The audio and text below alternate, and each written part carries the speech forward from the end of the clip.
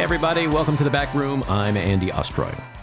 I have therefore spoken to His Majesty the King to notify him that I am resigning as leader of the Conservative Party. That was British Prime Minister Liz Truss resigning yesterday. 6 weeks she was Prime Minister, which is historically the shortest tenure of any Prime Minister in British history. And sort of begs the question of how can the Brits be so good at getting rid of their losers after 6 weeks, yet after 7 years, we're still dealing with Donald Trump, and he's the presumptive nominee for president again in one of the two political parties in this country. How does that work, Maddie? Parliamentary system. That's what it is. They didn't have anything for that in the Constitution, though. The framers forgot that part. No, I mean, 4.1 Scaramucci's is a record, I think, for a prime minister. Yeah, and Scaramucci tweeted that yesterday.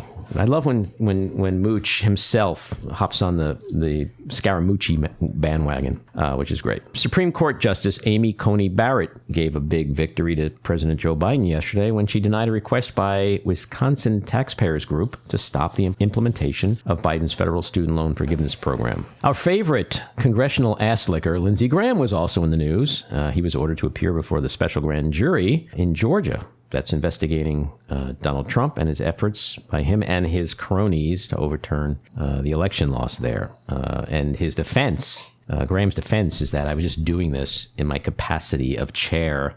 You can almost see him saying it like a teenager. Like, I was just doing this in my capacity as a chair of the Senate Judiciary Committee, okay? And the answer is no, you weren't, okay? You don't just call up the Secretary of State of a state and say, find me votes for Donald Trump. So that's going to get real interesting. But Maddie, you've got some additional details on Georgia? Yeah, I think that Georgia should definitely be on everyone's mind because we also had a federal judge determine that Trump lied in his filings against Georgia, and he knew he lied, and he swore under oath, and that was in the John Eastman case, which I know you're going to touch upon briefly. And we also learned that former White House counsel Pat Cipollone and former Georgia Senator Kelly Loeffler testified in the same grand jury yesterday. And we also got some texts from Kelly Loeffler which showed that she wanted Raffensperger to resign, but Raffensperger's wife did not like that in text that was sent back to Loeffler.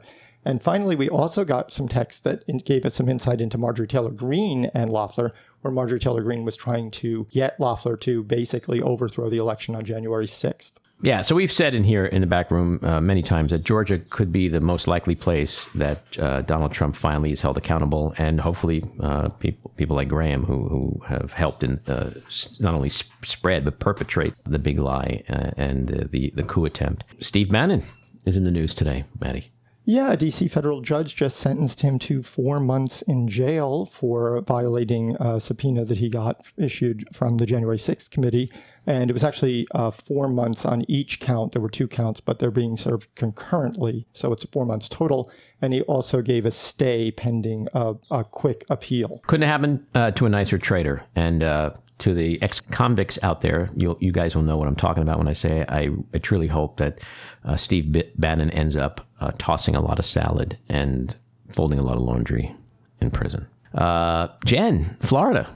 What's happening down there in the Sunshine State? Just don't want us to forget about voter suppression. So our favorite white go-go boot-wearing Governor DeSantis had put in $1 million to investigate voter fraud in Florida, which turned out to be shockingly, predominantly people of color who were felons. And it turned out that one of the 20 formerly incarcerated Floridians arrested in August, it turned out that the voter fraud charges had been dismissed. And I really think it's important that we acknowledge when good things happen legally. Mm-hmm. And we have to be vigilant and appreciate when the law works out. Yeah, no, we're seeing time and time again that the judicial system in this country is doing its job as a guardrail against a lot of the things that are not readily available in the Constitution to protect our democracy and protect it against fascists like Ron DeSantis.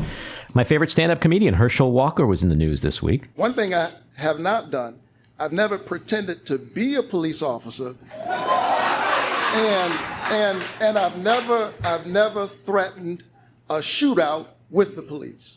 Well, and now I have to respond to that. We are moving on, gentlemen. I have to respond to that.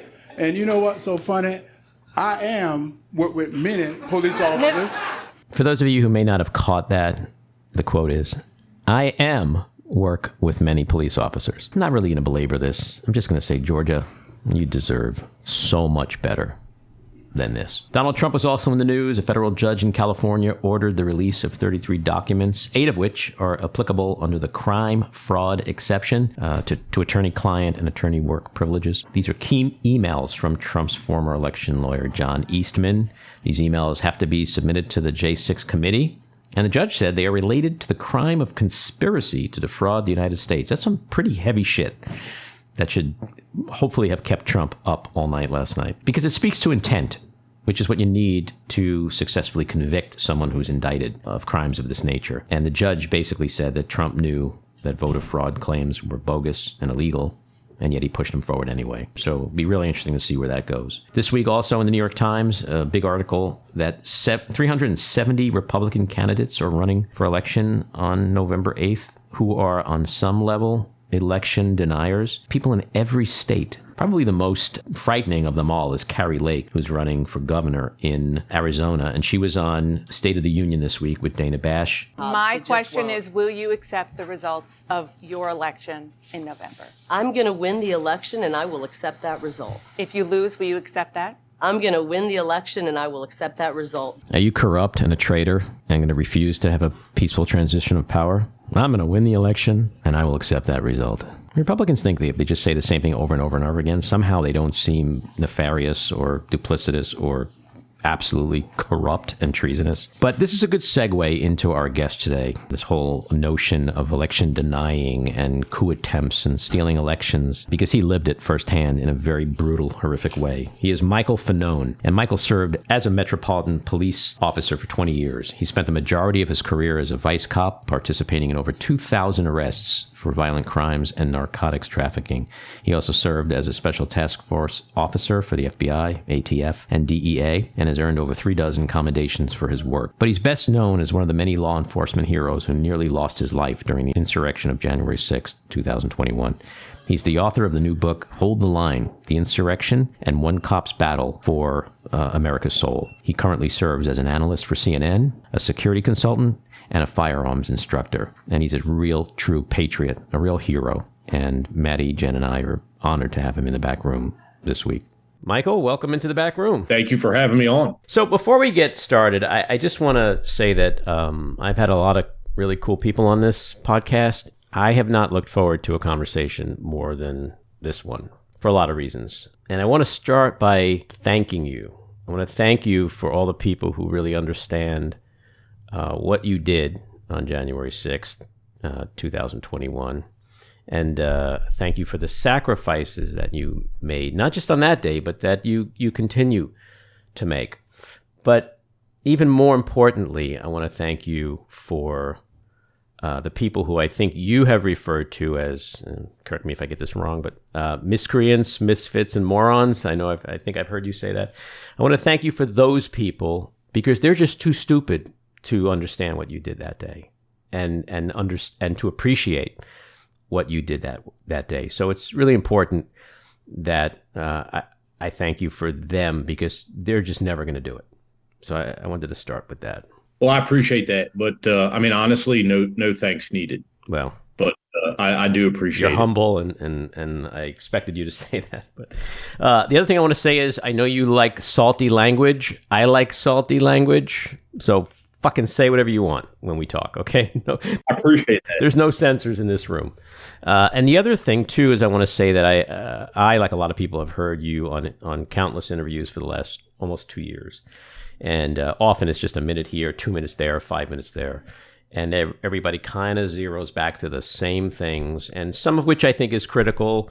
Some of it I think is just playing on the sensational. But I'm happy that we're going to have some time to talk today because I want to talk more so about not what Michael Fanone, a cop, did that day, but Michael Fanone. Who is Michael Fanone? The man behind all of this that we've all listened to and heard and experienced for the last couple of years. And I read your book. Your book came out. I'm going to talk a lot about that in a minute. But I wanted to say that I don't often read books very quickly. I have the attention span of a 5-year-old, and it usually takes me about 3 months to read a book. I sat down last Saturday with yours and knocked it out in one day. which for me is unbelievable. And so, interestingly, what I read in your book is that when you would go to court during trials, you would do a lot of research on the perpetrator, just the case, the facts of the case, I think the prosecutor perhaps, so that you could be as prepared as possible. Because in your earlier career, you were a little bit of a cowboy, right? And you would perhaps waltz into court and just kind of wing it. And you learned, I guess, the hard way that winging it doesn't exactly get you the conviction rate that you might want. I'm curious to know, before we really get into the main part of the conversation is, did you do any research on me today? None. Okay. Whatsoever. Good. There's something that I wanted to share with you as it relates to, I think there's a chapter in your book called, I think, Trauma is Trauma. My late wife was an actor and a filmmaker. Her name was Adrienne Shelley. She made the film Waitress, which became a a musical on Broadway. And she was brutally murdered in 2006. And I found her. So there's something about you and your life and your situation and the way you deal with trauma that really resonates with me, because I've been there in a different kind of way. And I still deal with that. So I really understand and appreciate people who do experience horror in the way that you did. So before we get started, we like to get a window into people's souls in a way that we may not have seen in other ways. And we're going to talk about a lot of heavy stuff today, but let's talk about something kind of light to start with. Michael Fanone, are you a cat or a dog person? Before you answer that, you got this tough persona, the lumberjack facial hair, the tats on the neck, but I see you sort of curled up on a couch with a pussycat. Am I wrong? Man, you're totally wrong. I'm a dog guy all day long. I love my dog. What kind of dog? He's a treeing walker coonhound. Okay. I was going to say, don't say Doberman, because that would have just been like so... like what everyone would think you'd have. But all right, so you don't have a cat. No cat. All right. The other thing I wanted to know is, we've seen you in such an intense mode for almost 2 years. I mean, the intensity that comes off of you, and rightly so, is so palpable. But I want to know what makes you laugh. Who makes you laugh?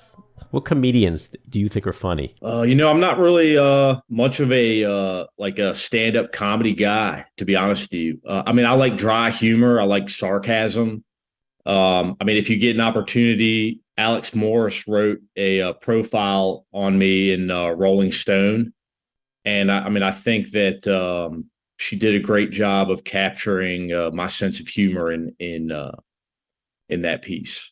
But yeah, I feel like I have the quintessential cop humor, which is dark, sarcastic, cynical, and oftentimes inappropriate. It's that like sense of humor that only police officers get, and everybody else looks at like, the fuck is wrong with you? Well, I used to do stand-up back in the day, and there's nothing, in my opinion, in terms of comedy that's inappropriate. But all right, well, that's, it sounds like you're a little bit maybe of a comedy cliche, but that's okay. That's okay. So, I sort of maybe had you rolling on the floor watching Ace Ventura or Austin Powers or something, but that's 2 strikes against me. So in your book, there are several things that we learn about you that I think most people would not think is true, or most people wouldn't think that that's the case. For example, your ex-wife and your 3 daughters are Asian American. That's something that I found surprising, because we all have a tendency to sort of look at someone and listen to someone and know that and think we know their story, but then you sort of peel away the layers and you realize this is why we don't judge books by their cover. You voted for both Obama and Trump, not just Trump. And we've heard you on TV say that you had voted for Trump. I was surprised that you only have a GED, because to me you sound like a guy with a PhD in poli-sci and psychology. You're a smart guy, and you came from a background with parents who were educated and held. Your father was a lawyer, and I think your mom was a social worker, right? Yep. Yeah, she was a social worker and a trauma therapist. So I found that interesting. And then I think the most important thing that I took away from the book in terms of a surprise was that I think a lot of people, or most people, think you were stationed at the Capitol that day, And I was kind of shocked that you were, you were a vice cop. You were doing drug busts in the projects in D.C., working undercover with sources and self-deployed to the Capitol. I don't think anyone really knows that about you. And that's a really fascinating thing. Do cops do that often? Do you self-deploy when you feel like you hear something that you have to go and become a part of? I mean, it's hard to, it's really hard to say, because I don't think that I mean, it's certainly not in my career, which spanned 2 decades, did I ever experience anything like January 6th. Mm-hmm. So, I never had or never felt a need to self-deploy in that particular manner. But I mean, it was clear to me that, just from the distress calls coming out from the Capitol, the fact that, the United States Capitol Police put out an agency distress call. Mm-hmm. I mean, this was a once in a career scenario. And I felt like it was my responsibility, my job to go there. And was that the same for a lot of cops? Like, and maybe it's hard to put a number on that, but like, did a lot of cops do that day? Yes. Mm-hmm. Especially, I mean, you have the United States Capitol Police, which is one of 70 plus law enforcement agencies that, operates within the District of Columbia. But their job is to secure the Capitol complex and protect members of Congress and visitors that come to the Capitol. Now, I used to be a Capitol Police officer. I was a Capitol Police officer from 2001 to 2002, but I left and lateral to the Metropolitan Police Department, which is the agency, the more traditional law enforcement agency in Washington, D.C. Essentially, if you call 911, it's the Metropolitan Police Department that shows up. Mm-hmm. And in that department, I spent pretty much my entire career in what we call small mission units, which are, or my unit was focused on narcotics trafficking and violent criminals. But on that day, I recognized the severity of what was happening and made the decision, like hundreds of other DC police officers did that day, to self-dispatch to the Capitol. And when you made that decision, in the time frame that you made that decision, what went through your head? Was it like, all right, I'm going to go there. There'll probably be a couple of knuckleheads that we have to, throw in cuffs and bring into the station? Or did you have a real sense in that moment when you were on your way over that this is going to be 100 times worse than anything you could have ever imagined? No, I mean, I didn't think about anything other than the fact that, there were distress calls coming out. It was clear that they needed any and every able-bodied police officer in the vicinity. I mean, they were calling for agencies outside of the District of Columbia. Mm-hmm. That being said, I didn't fully appreciate the severity or the brutality of the violence until I found my way to the Lower West Terrace Tunnel. Mm-hmm. Right. When I made my way up to the Capitol, I entered from the south side. From that particular vantage point, I mean, you really can't see the West Terrace. And so I saw a few hundred angry protesters, kind of milling about, yelling, screaming, chanting. I mean, they were acting like assholes, but I didn't see anything, particularly violent in there. It hadn't gotten crazy yet. Super crazy. Well, yeah, I mean, it certainly hadn't gotten crazy in that particular area of the Capitol. Right. That being said, from watching video and from speaking to hundreds of other officers that were, on the West Terrace pretty much from the beginning of the day at 1 p.m. when the first police line was breached until well after I was, taken away from the Capitol. Right. They were fighting for their lives. Right. Yeah, and I want to get into that particular day a little further down in our conversation. But the book that came out recently, last week, I believe, it's called "Hold the Line: The Insurrection and One Cop's Battle for America's Soul." As I started reading this book, and certainly by the time I was finished, it became so apparent to me that the anger and the rage and the disappointment and shock and sadness and the pain that you've gone through is so palpable, but still so raw. That's what I took away, that you're still a guy walking around with a ton of rage. Is that true? I don't know if I'd say rage, but I'm definitely pissed off. There's a fine line between. I mean, to me, rage, denotes some level of a lack of control. I mean, I certainly feel like I'm completely in control. Right. That being said, yeah, I am angry. Maybe enraged is a better word. And so, how are you doing? It's been almost 2 years. What do you do to deal with that kind of emotion and feeling and anger and being pissed off? Are you in therapy? Like, assuming you have a good support system that you're able to lean on? I mean, I spent the first year after January 6th in everything from physical therapy to cognitive therapy, trauma therapy. I saw a whole host of doctors and medical personnel. I'm fortunate in that I've made a full recovery from the physical injuries that I sustained that day. And in a lot of ways, I do feel as though I have come to terms with the psychological and emotional trauma that I experienced as a result of January 6th.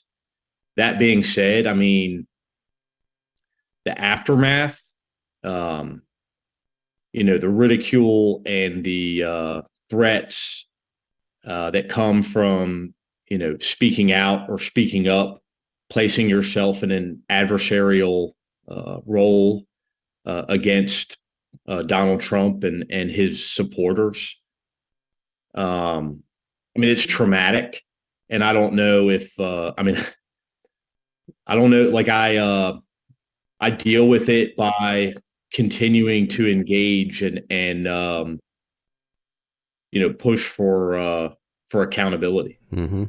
The other thing in the opening of the book, you have a quote from Joan Baez, which says, "Action is the antidote to despair," which was surprising. I never expected to open your book and see the opening quote be from Joan Baez. She reached out to me pretty early on after January 6th, and we became friends. Mm-hmm. She was very supportive of me and my family. Introduced me to a lot of very interesting yet incredibly supportive, I guess I'd call them characters. Mm-hmm. And so, yeah, I felt, when I heard that was a quote of hers, I thought it was fitting. Mm-hmm. And you've also become friendly with Sean Penn, Nancy Pelosi, Eric Swalwell, who actually introduced us. Adam Kinzinger. How important to you has it been to have people like that on your side who have such enormous platforms across the political and creative spectrum in terms of amplifying not the nitty-gritty details of what happened that day, but just the more macro picture of what you took away from that and what you want to then put out in the world because of that day? I mean, listen, I think that especially with regards to like myself and Kinzinger, Swalwell, Cheney, all of those people have experienced, we all share kind of a similar kinship in that, at points our outspokenness has drawn the air of Donald Trump or his supporters. And in a lot of instances, with the exception of Swalwell, we all lost our jobs. Although I think if the Republicans take the House, Swalwell's going to wish he lost his job. Yeah.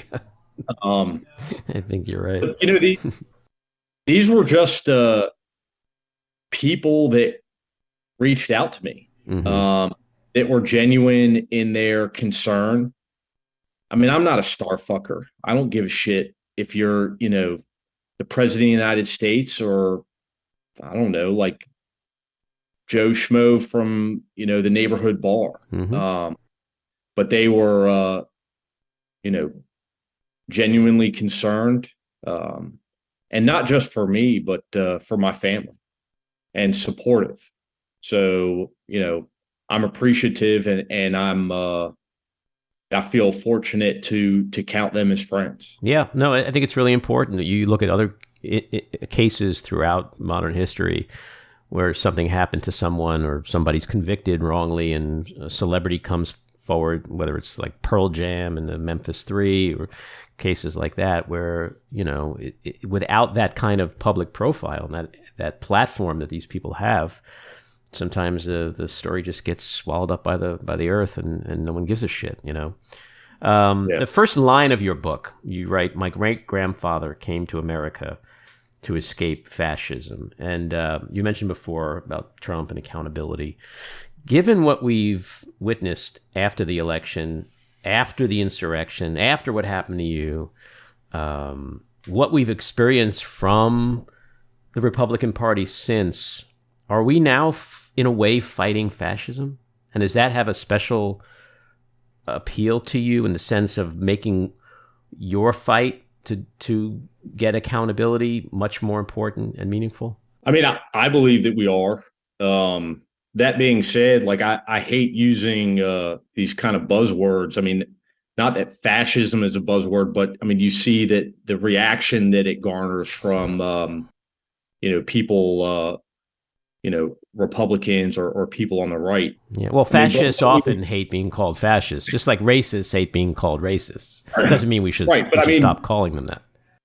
What we had was a president who had no respect for Americans' vote, cared nothing for the democratic process, only wanted to, instill himself as president. And we saw evidence of that, as was brought to light by the select committee. That being said, I think, unfortunately, he's found a support base that wants to win at all costs, and they like the fact that they've got a for lack of a better term, a leader who's willing to engage in that type of politics, the win at all cost politics.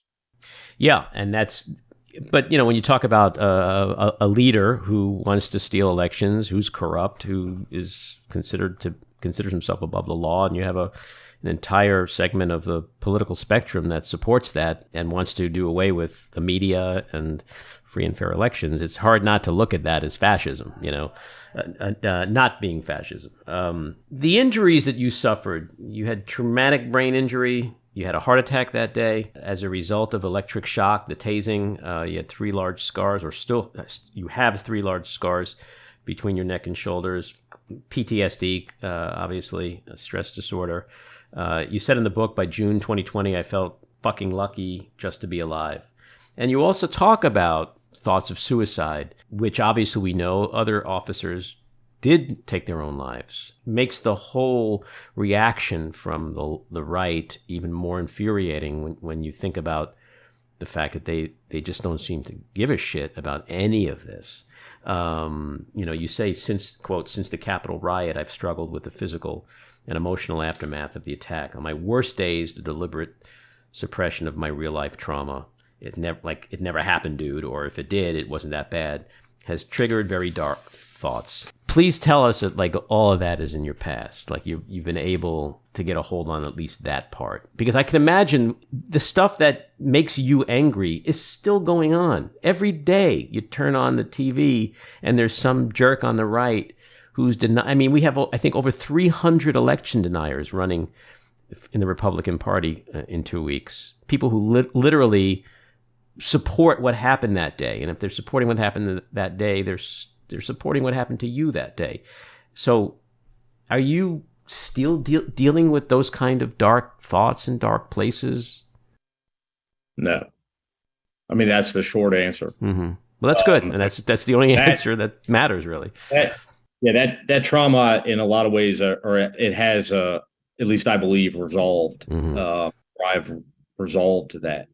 But that being said, it's not that I'm immune from, being cynical about things, mm-hmm. or feeling as though, I'm pissing in the wind here.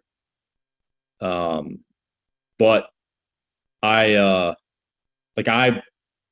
made the decision really before I wrote this book. I mean, at the time I was deciding whether or not to go forward with this, because I knew it was kind of like that was it. That was going to be the end of my law enforcement career. I had to make a decision here as to, who I was going to be moving forward. Mm-hmm.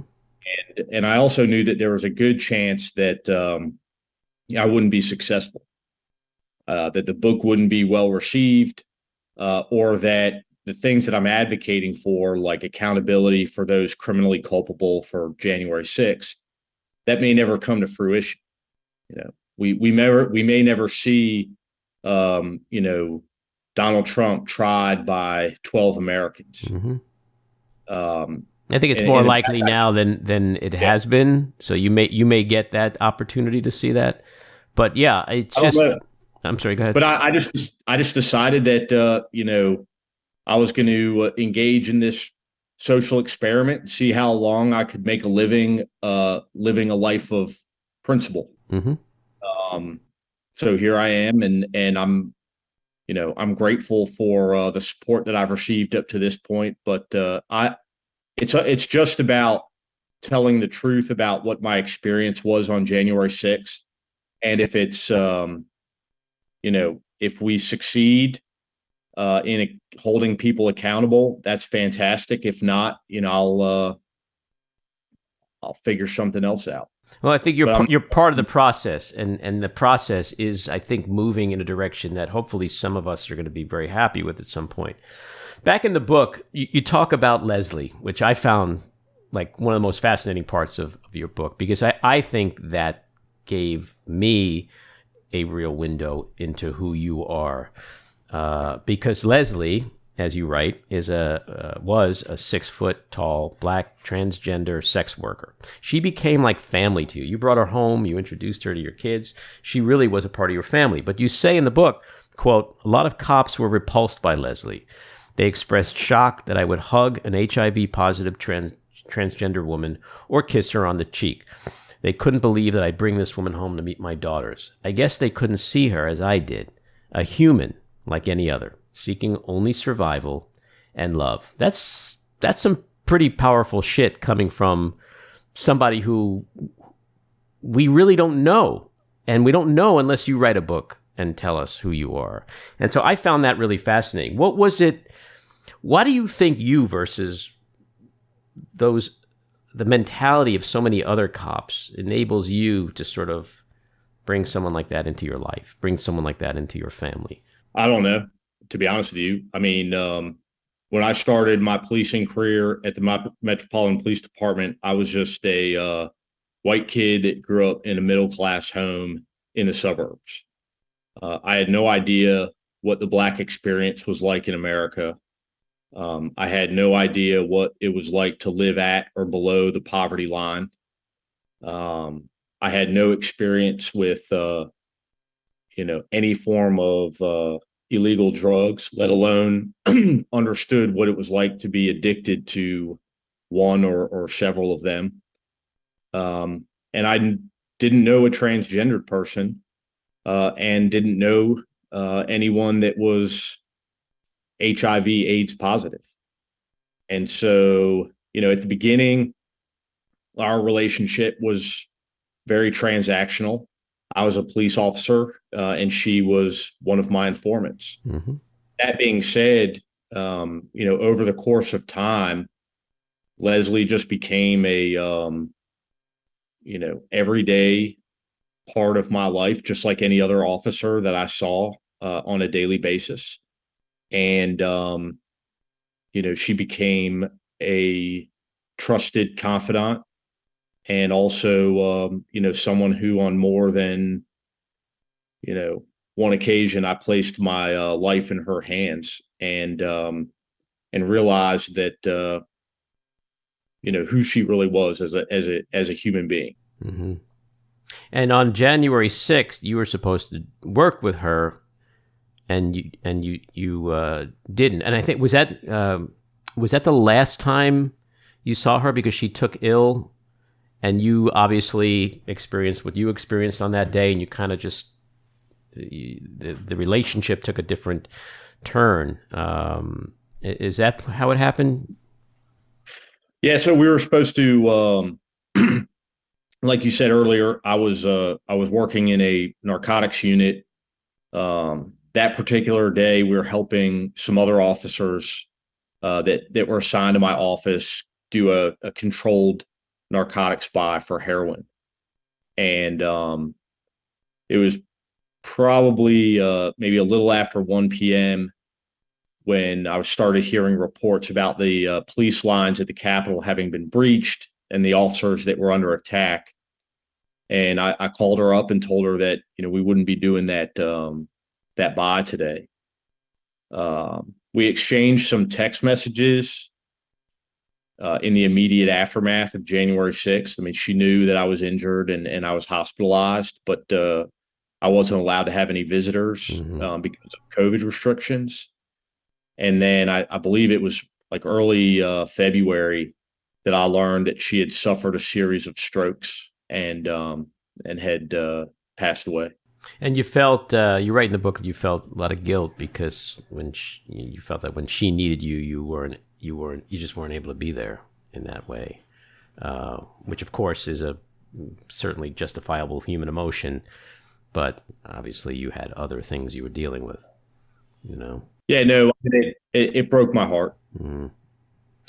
Yeah, I said before, judging a book by its cover, and that's why we don't do that. But I think, you write about the Black Lives Matter movement, and in a similar way, you wrote that, if you see the humanity in people, you will meet.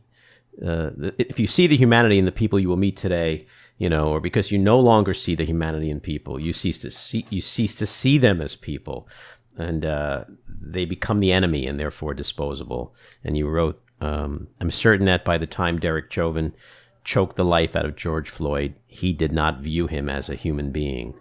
So many, I empathize with cops in a big way because I'm not a fan of all the progressive, defund the police and all cops are bad, and I've had my share of arguments with people about that. And at the same time recognize the need to reform police. But I think it's important that you wrote this book because it does give people a window into who you are and how you look at people and the humanity you put them through. They're not just informants on the street. They're not just, people who you arrest. And it's clear that that's very important to you, that you see people as humans. Yeah, I didn't start off that way.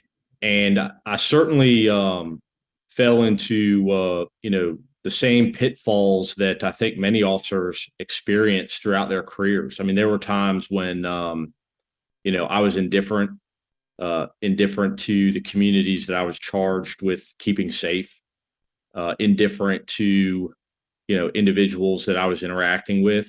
But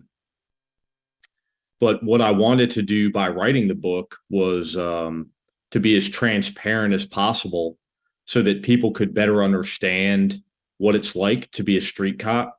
I was a street cop essentially for 20 years. I never sought promotion. It just wasn't anything that I was interested in. I wanted to be the police. Mm-hmm.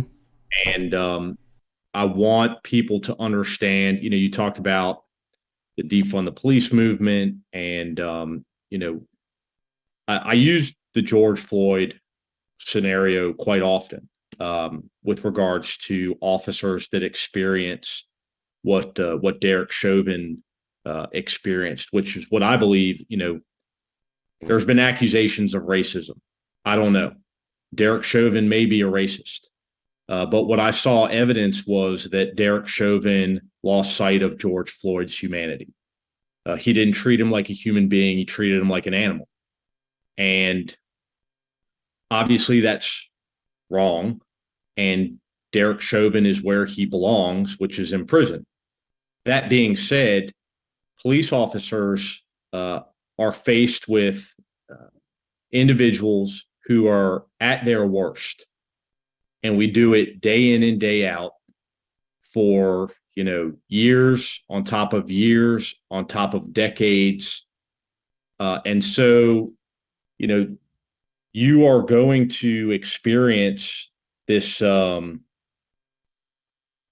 fatigue over time. And what is it that we're doing to address that?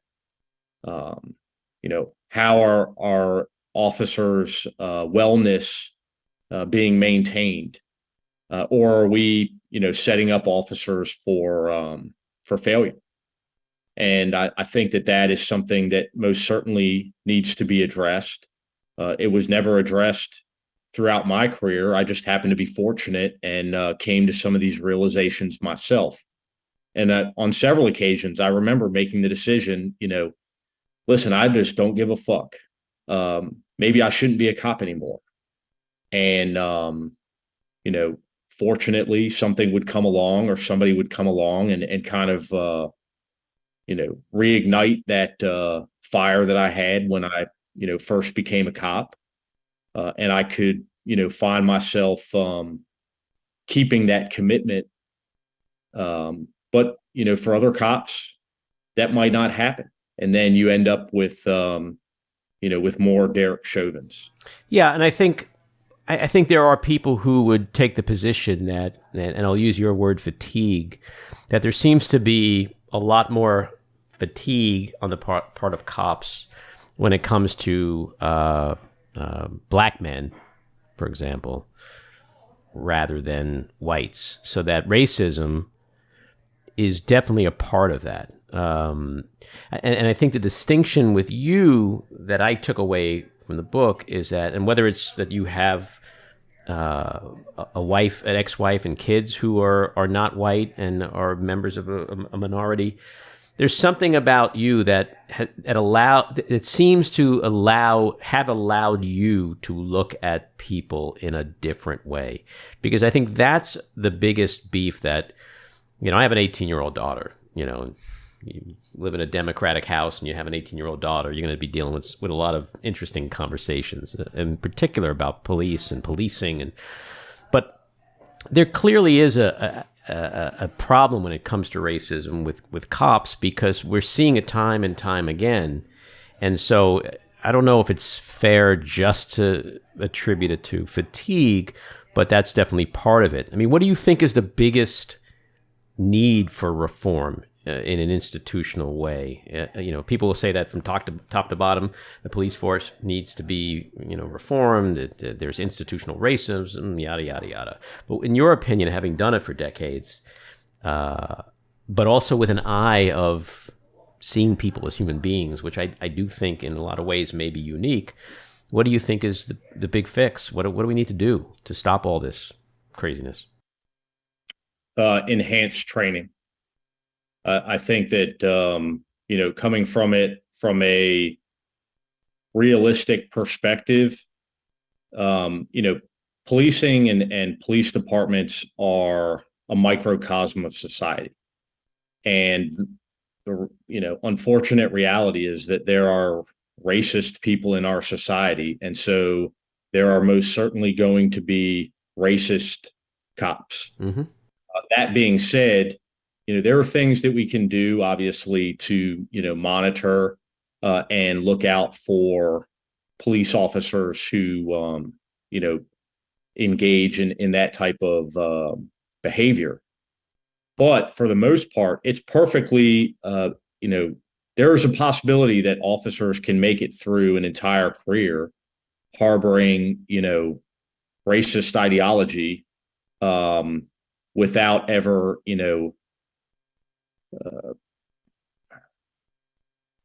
having that affect their work. Mm-hmm. I believe that the best way to go forward is to have an incredibly well-trained police department, especially when it comes to using force. Police departments' responsibilities vary from state to state, jurisdiction to jurisdiction. What happens in a rural town is dramatically different from an inner city police department. That being said, the way police officers use force against other Americans should be the same, regardless of where you are. And I think that if police officers were trained appropriately, and I'm not talking about, the way that we currently train in a static environment where no officer is placed under stress or duress and then forced to make, potentially life-changing decision. The training needs to be appropriate. It needs to be done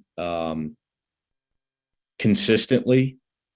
And then once we have achieved that high standard, we can hold those officers to that standard. And I think that you'll see use of force go down. Mm-hmm. When I worked in the training field, we used to say that training breeds proficiency in your weapons and your tactics. And proficient officers are confident, and confident officers use less force. Oftentimes, I think we see, these scenarios that play out on television where you're looking at the officer's behavior and you feel it's so egregious that it must be racially motivated. And in reality, while I'm not going to say that it's never racially motivated, I feel like looking at it as a veteran cop, more often than not, what you're dealing with are officers who lack the confidence, lack the training to handle these situations, and they resort to something that ends up being disastrous and catastrophic. Yeah, it just seems like it's a classic like chicken and egg thing. What's coming first? Are they doing what you say because of the job and the training, and is that most of it, or are they finding themselves in these disastrous situations because when it's a black kid, it's bringing out a lot of stuff in them that they don't go through? And I mean, is the outcome different? And, no one knows for sure, obviously, and certainly it happens in a lot of cases.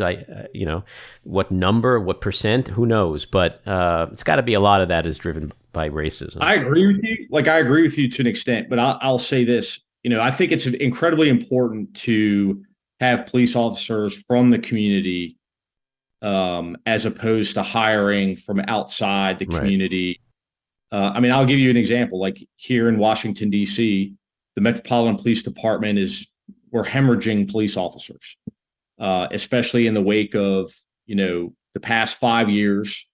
And then, in addition to that, January 6th. Mm-hmm. And so we're doing hiring, events as far away as New York City and throughout the country, really.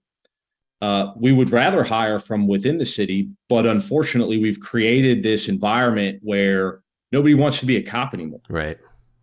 And so, that's defeatist in and of itself. Like if you make the job so undesirable, it doesn't matter what you're paying people. We're offering, salary increases, $20,000 hiring bonuses, and no one's showing up to the hiring events. And it's because no one wants to take that job. Yeah. Or under the current institutional framework, perhaps, And police officers are the backbone of our public safety infrastructure. I'll never sit here and tell you that policing or police officers are above reproach. And there most certainly is a need for reform.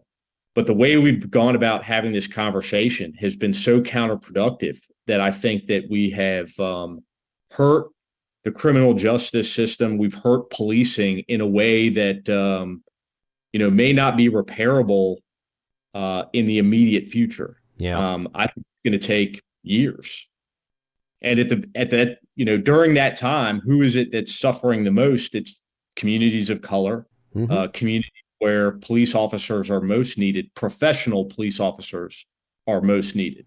Well, and rhetoric is extreme. It's extreme on both sides, and that's to your point about none of this is helpful. I mean, again, defund the police is the most moronic thing I've ever heard, and I've debated people endlessly on that. And but when people are full of their own rhetoric, they think they're spewing the gospel when in fact they're being incredibly counterproductive in the conversation. Oh, I agree. I mean, I think it's going to take people, and this is, you could say this about a lot of issues, I think, in the U.S. People, unfortunately, our politicians are not facilitating constructive conversations between, whether in this particular instance, we're talking about communities and police departments. They're not doing a good job of that. And so to me, it's going to take police departments and communities going around our politicians and just having direct communications. And police or communities are going to have to engage more.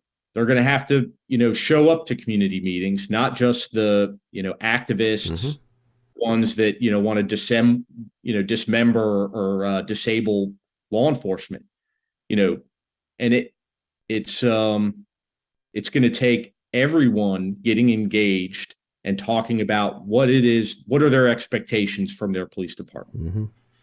I know we got. I'm sorry. Being willing to listen. Yeah, I know we have just a few more minutes left. So there's a couple of things I wanted to get to, but there is some humor in your book.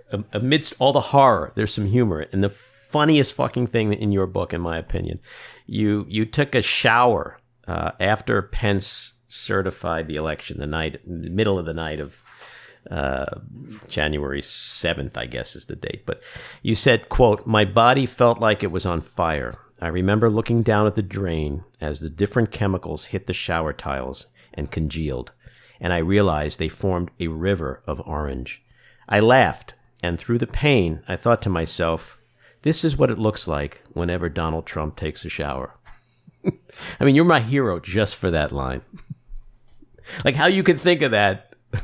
Even when I voted for Donald Trump, I always thought that, that anytime somebody would call him like the Orange Man or reference his, I don't know if that's a spray on tan or what the hell that is. But anyways, probably all the above.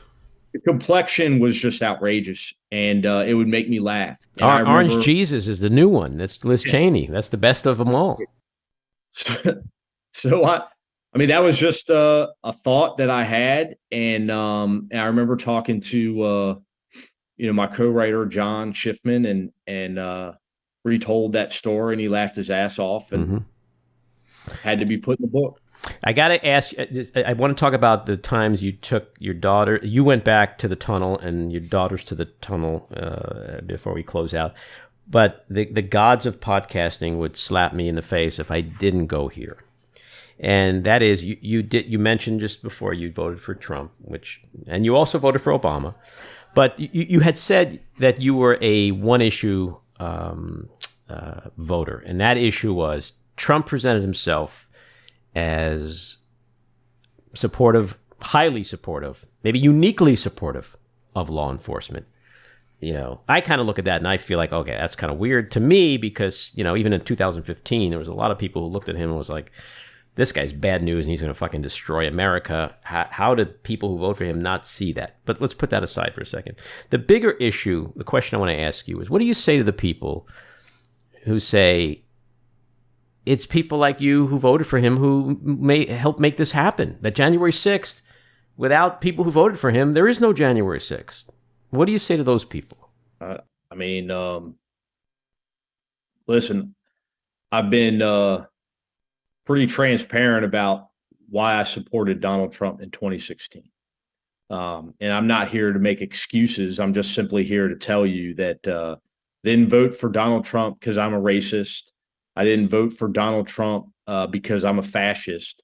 I voted for Donald Trump because he espoused support for law enforcement at a time in which I felt the Democratic Party, some of its members' rhetoric resulted in law enforcement officers being assaulted and in some instances, the assassination-style killings of police officers in this country. And we know that now for a fact, that there were individuals who were inspired by the rhetoric that they heard, and they killed cops. And oftentimes, police officers of color, for doing nothing other than, something really horrific, like sitting in their squad car and having lunch, or talking to their family members on the phone, or working a security detail at a Black Lives Matter rally, protecting the protesters, and being gunned down by someone who hated the police. Those are real things. It really happened. And if you think that it didn't spread like wildfire through the law enforcement community, it did. Oh, we're still seeing it. I mean, last week we find out that the Secret Service and maybe some in the FBI are still there, and it's there. I mean, so that that was it. I mean, listen, did I realize pretty early on that that I may have that I regretted my decision? Of course, I did. That being said, I mean, I don't think anyone could have, or at least I could never have foreseen Donald Trump inciting an insurrection. But he did it. And, despite all of those things, I went there. And so did hundreds of other police officers that voted for Donald Trump. 74 million people went there. So, yeah, I mean, people went there for various reasons, You're not alone. I mean, 74 million people voted for Donald Trump. You, at one point, you went back to the tunnel and you played your body-worn camera footage. You literally retraced your steps, and then you went to the windows, you looked out on the mall, and you cried. Why was it important to go back there and go back there and do it that way? And did you find that somehow when you left that gave you peace, that gave you some kind of, I mean, I'm not a big believer in closure. I think closure is kind of a crazy concept, but did it give you something that when you left, you were like, fuck yeah, I'm glad I did that. Really glad I did that. I mean, I wanted to go there. And I think I brought my kids for two different reasons. One of them, they've been my support system throughout this experience. That being said, I wanted them to understand what their father did and what so many other officers did in that tunnel. And I wanted them to understand how inspired I was by these other police officers. I knew quite a few of the officers that were there in the tunnel. I had known them through, various points in my career. Obviously, I didn't know at the time that they were all there, but some of them I recognized. Obviously, my partner, Jimmy Albright, was there. I later learned that my former partner, Jeff Leslie, was in the tunnel with us. Ramey Kyle.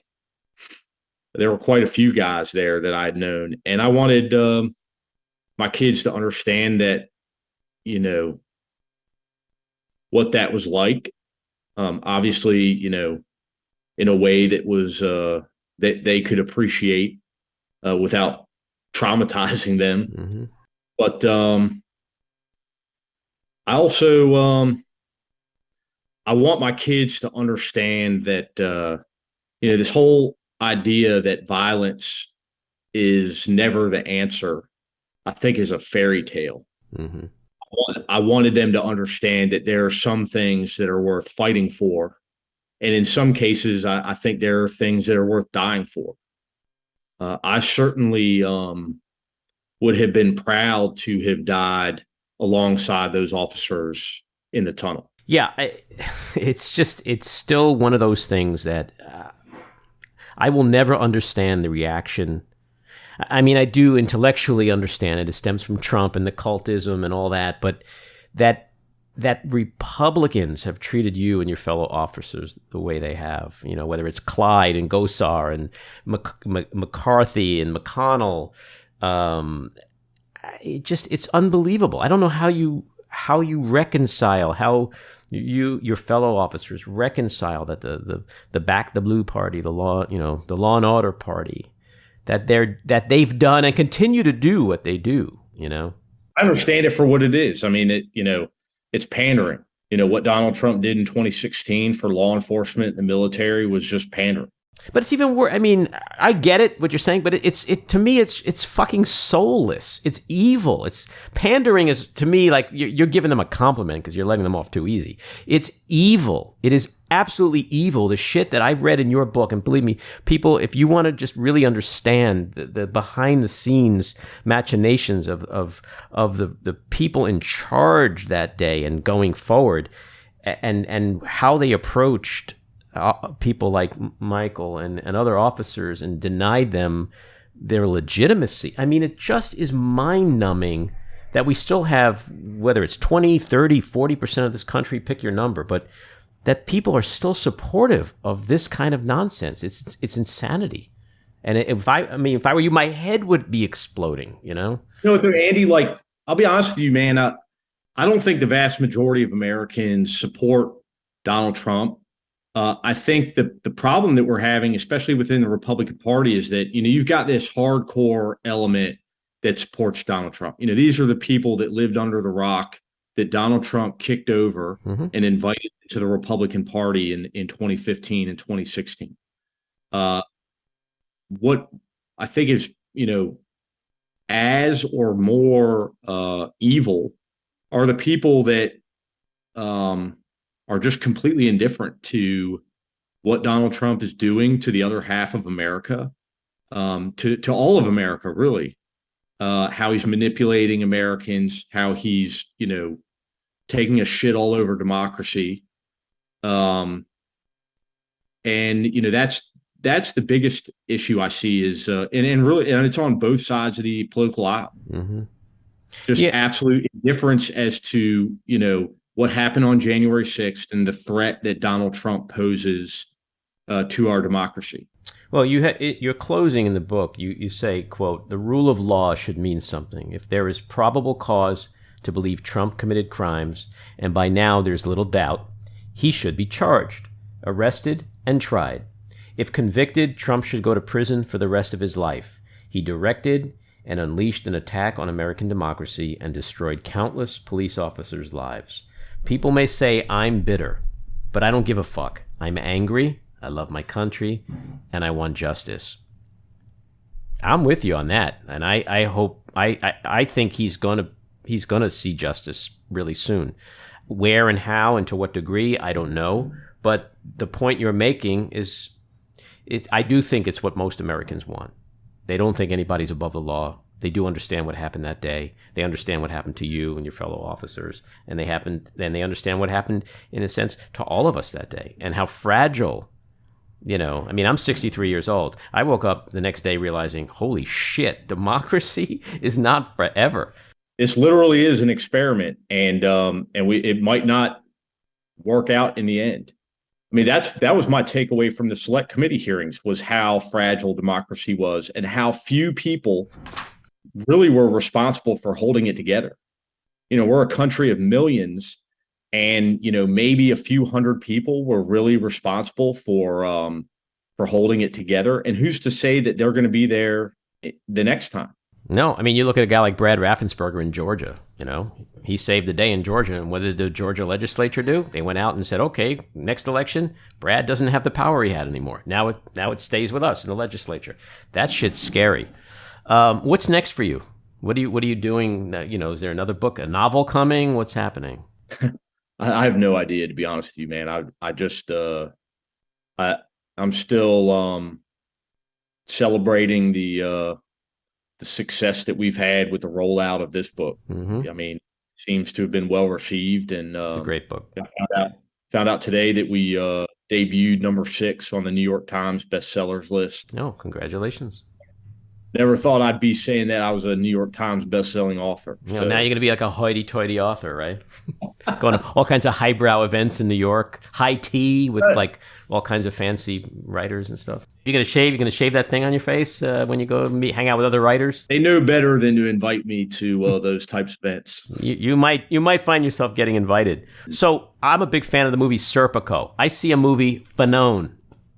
Right? Is that going to happen? I don't know. Nobody's been knocking on your door? No. Nobody's been knocking on my door. Who would you want to play you? I've got a few ideas. We kicked it around here in the back room the other day, but No. You go first. You go first. I don't know. I thought I don't know, man. Somebody told me Christian Bale. I thought that sounded like a good idea. Bingo. That's what you were saying. I'm gonna turn the thing around here. I'm gonna show you Jen. I said and Maddie.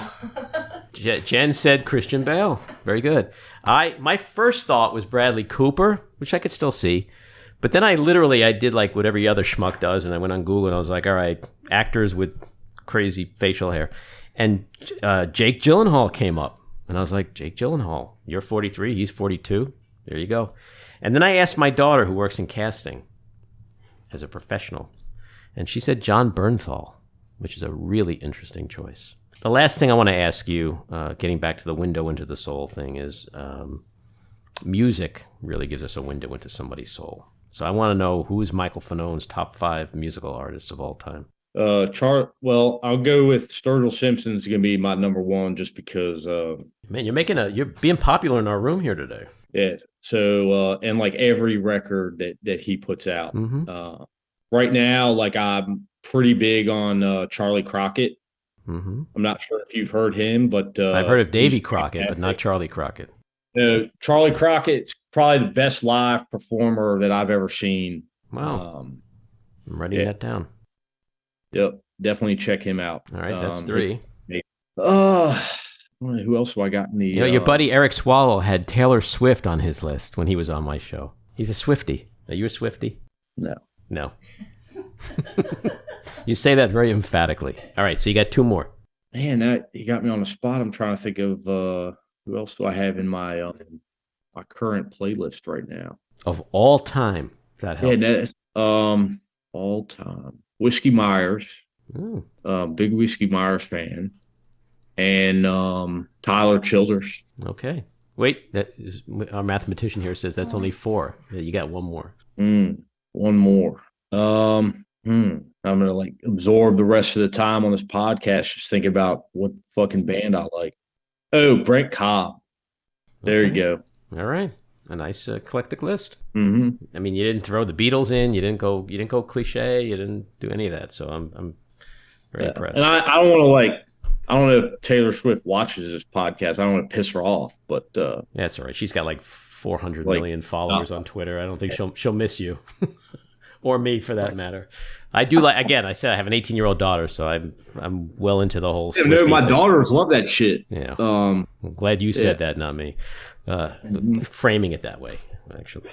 So, Michael, you've been awesome. I really hope that the people listening see you in a way that they haven't seen before. That was my goal. Hope you enjoyed talking about some of the stuff about your life and the way you think and the way you live your life.